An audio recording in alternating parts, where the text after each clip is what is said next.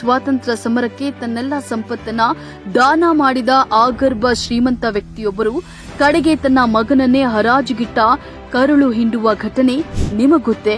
ತನ್ನ ಜೀವಮಾನದ ಗಳಿಕೆಯನ್ನ ದೇಶಕ್ಕಾಗಿ ನೀಡಿದ ವ್ಯಕ್ತಿ ನಮ್ಮ ಬೆಂಗಳೂರಿನವರು. ಈ ದಿನ ನಿಮಗೆ ಆ ವ್ಯಕ್ತಿಯ ಪರಿಚಯವನ್ನ ಮಾಡ್ತೇವೆ.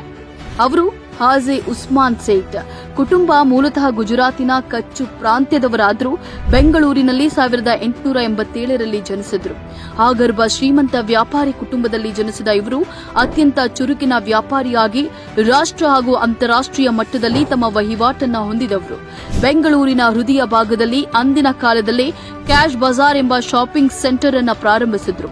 ಆದರೆ ದೇಶ ಪ್ರೇಮದ ತುಡಿತ, ಸ್ವಾತಂತ್ರ್ಯದ ಆಗ್ರಹವನ್ನ ಹೃದಯದಲ್ಲಿ ಹೊಂದಿದ ಇವರು 1919ರಲ್ಲಿ ಅಲಿ ಸಹೋದರರು ಹಾಗೂ ಗಾಂಧೀಜಿಯವರ ಸಂಪರ್ಕಕ್ಕೆ ಬಂದು ಖಿಲಾಫತ್ ಚಳುವಳಿಯಲ್ಲಿ ತೊಡಗಿಸಿಕೊಂಡರು.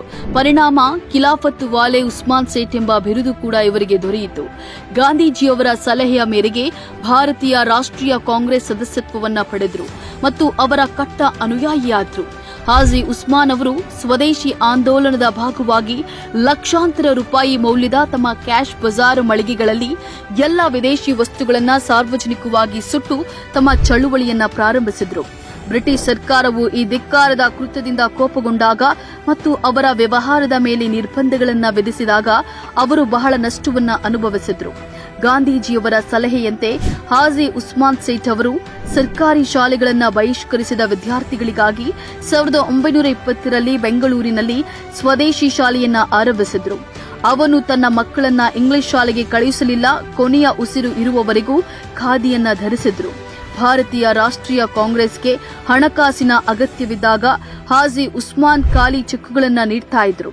ಹಾಜಿ ಉಸ್ಮಾನ್ ಸೇಠ್ ಅವರು ಅಲಿ ಬ್ರದರ್ಸ್, ಗಾಂಧೀಜಿ ಮತ್ತು ಜವಾಹರ್ಲಾಲ್ ನೆಹರು ಅವರಿಗೆ ಖಾಲಿ ಚೆಕ್ ಮತ್ತು ಚಿನ್ನದ ನಾಣ್ಯಗಳ ಚೀಲಗಳನ್ನು ಹಸ್ತಾಂತರಿಸಿದ್ರಂತೆ.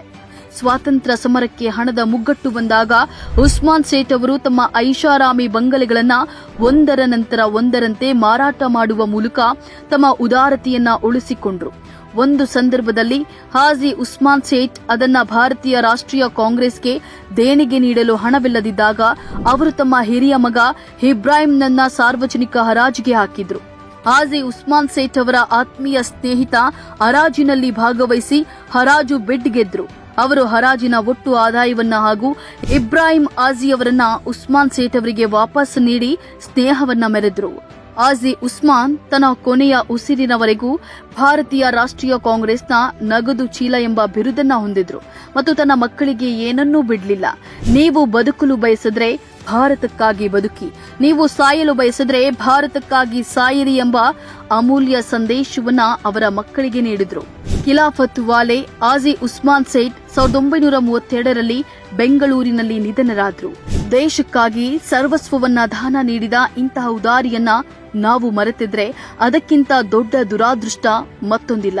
ತನ್ನೆಲ್ಲ ಸಂಪತ್ತು ದಾರಿ ಎರೆದು ಭಾರತಾಂಬೆಯ ಸೇವೆಗೆ ಸನ್ನದ್ಧರಾದ ಇಂತಹ ಮಹಾನ್ ವ್ಯಕ್ತಿತ್ವವನ್ನ ಕನ್ನಡ ಮುಸ್ಲಿಂ ಒಕ್ಕೂಟವು ನುಡಿ ನಮನಗಳನ್ನ ಸಲ್ಲಿಸುತ್ತದೆ.